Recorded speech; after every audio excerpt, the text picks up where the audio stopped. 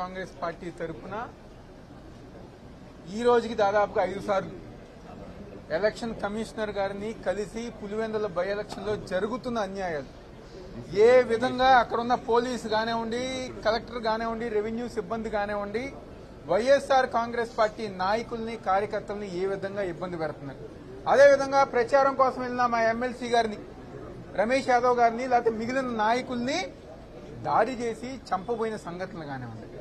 అనేక సందర్భాల్లో అక్కడ ఏ విధంగా అయితే ప్రజాస్వామ్యం కూలీ చేస్తున్నారో దాన్ని ఎలక్షన్ కమిషనర్ గారి దగ్గరికి పదే పదే చెప్తున్నా ఈ రోజు గారు పట్టించుకోకుండా ఒక పక్క మేము చెప్పుతున్నాం, మేము చూస్తామంటున్నారు, కానీ అక్కడ జరిగేవి మాత్రం జరుగుతానే ఉన్నాయి అని చెప్పని మేమందరం గారు దాన్ని చెప్తాం జరుగుతాను. మళ్ళీ ఈ రోజు గారు కలిసాం. ఈరోజు కూటమి ప్రభుత్వం చంద్రబాబు నాయుడు ఆధ్వర్యంలో ఎంతగా దిగజారిపోయిందంటే ఈరోజు ఓట్లు వేస్తానికి వెళ్తే గారా ఈరోజు పోలింగ్ బూతులు మార్చేంత విధిగా ఈరోజు కూటమి ప్రభుత్వం దిగజారిపోయింది. భారత రాజ్యాంగం డాక్టర్ బిఆర్ అంబేద్కర్ రాజ్యాంగం నరవట్ల రెడ్ బుక్ రాజ్యాంగంతో ఈరోజు అక్రమ అరెస్టులు కానివ్వండి, దాడులు కానివ్వండి, ఇలాంటి రాజకీయం పులివెందుల్లో జరుగుతున్నాయి.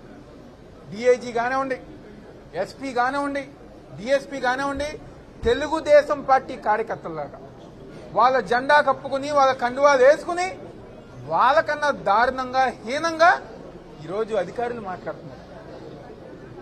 ప్రజలందరూ గారు వైఎస్ఆర్సీపీ పార్టీకి ఓటేయని చెప్పి నిర్ణయించుకుంటే ఈరోజు తెలుగుదేశం పార్టీ వాళ్ళకి అక్కడ ఎలక్షన్ చేతకాకపోతే అక్కడ తెలుగుదేశం పార్టీ తరఫున ఎలక్షన్ ఎవరైనా చేస్తున్నారంటే అది పోలీసు, కలెక్టర్ వీళ్ళు అక్కడ ఎలక్షన్ చేసే పరిస్థితి ఈరోజు పులివెందుల్లో ఏర్పడింది.